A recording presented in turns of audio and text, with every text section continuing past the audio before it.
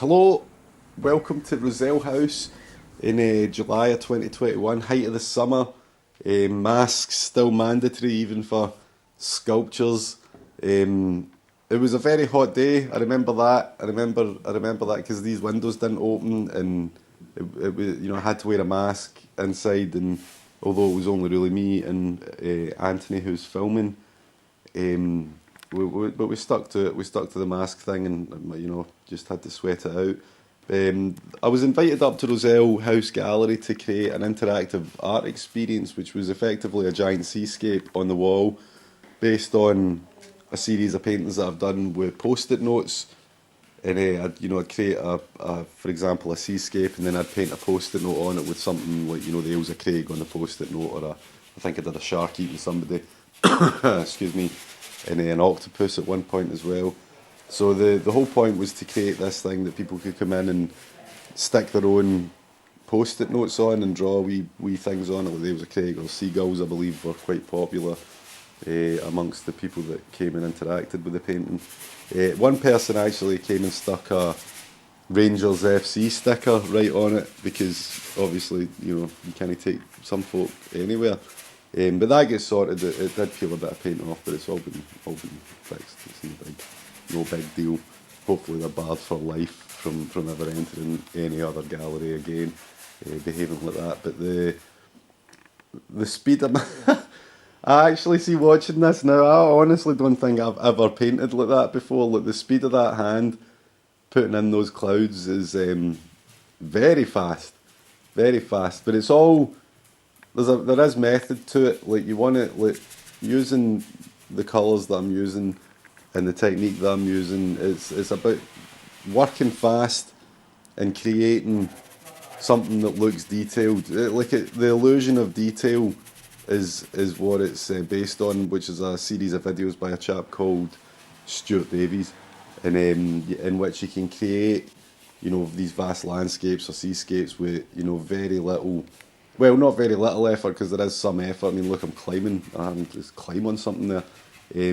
So it's not like little effort. It just looks more detailed than the effort you've put in. If you understand what I mean. So I mean, obviously, in a perfect world, I'd spend a lot more time working on my clouds, or the painting in general. But I think I had like 5 or 6 hours to get this complete, and I work fast anyway. But when I've got a time frame to stick to, I fired this out pretty quickly. I did obviously sort of stick a couple of details once I got to the end of the picture, but I was very concerned about the amount of time that I had in getting the bottom half done, because the top half clouds are, there's a few techniques you can use to make look like that. I'm happy with those clouds, and it didn't take that long. The bottom half becomes the issue, because there's a lot more to do in the bottom half. Make the sea, and there's some rocks going to be added, and obviously, I'm not measuring in it, and I'm pretty sure it's level. It might be slightly. Oh, we smoke break. We smoke break. Just a quick one, and then straight back to it. So I'm using, this is all oil paints, and I'm using a thing called Liquin, which is it's a drying medium, but it also, it does obviously loosen the paint when you're using it, so it does go on a bit easier than just sort of trying to use raw oil paint, or use oils, which would then, actual oil, which would then, the thing would have been wet for weeks probably. But the objective was to get it done fast, and I don't have acrylic paint anymore, so I needed to use a whole lot of liquid on this, because I didn't want it. Oh. So that was a wee UFO in there, but it's just a wee hole in the wood. I do draw some things out sometimes, very very basic shapes. I'm not a massive fan of drawing. I can't say I've done too much of it in my past. The rocks are, when it comes to seascapes and putting rocks in the foreground, they are probably the trickiest part, because they're so so bold, if you know what I mean. Like they're so in your face, in your face. And obviously there's, I can't exactly move that bit of wood. Sometimes you'll be able to turn a canvas upside down to work on something that's at the bottom.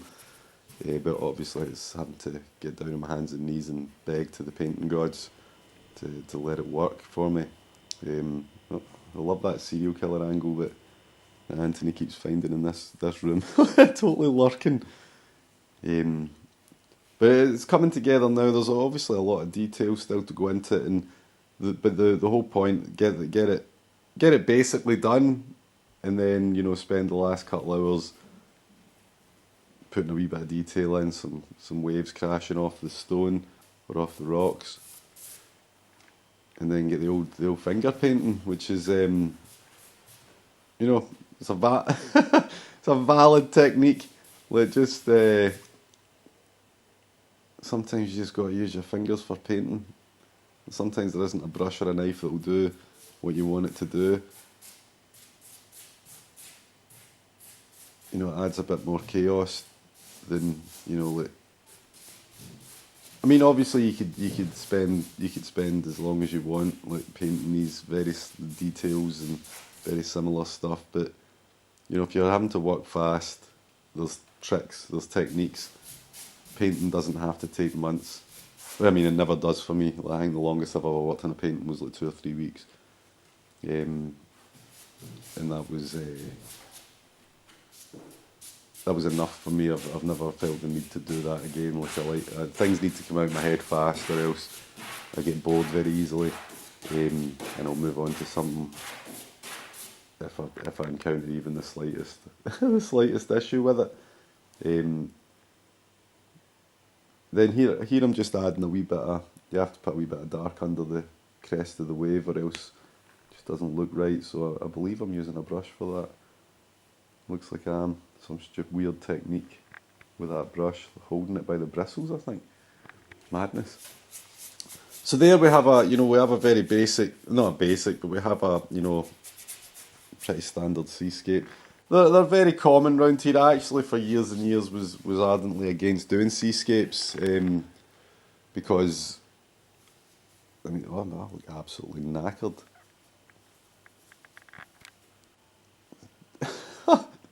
I wish I knew what was going on in my head there. To be fair, I'm probably just looking for things that I can fix, but I guess that's it. That's the painting done.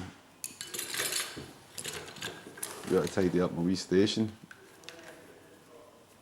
And it was, as I said, it was quite popular, I believe. Quite a few folk went and interacted with it, and it's the one and only time I've ever had paintings anywhere near Rozelle or the McLaurin. Certainly never in the McLaurin, but thanks to Pamela McIntyre for having me up and getting me involved. And you can still go and see it. Go and see my lovely big seascape. There's me getting my tunes on and heading home. Hard day's work. Probably dined out on that for weeks. Oh, I'm tired. Oh God, I'm tired after that. Magic. Thanks for watching.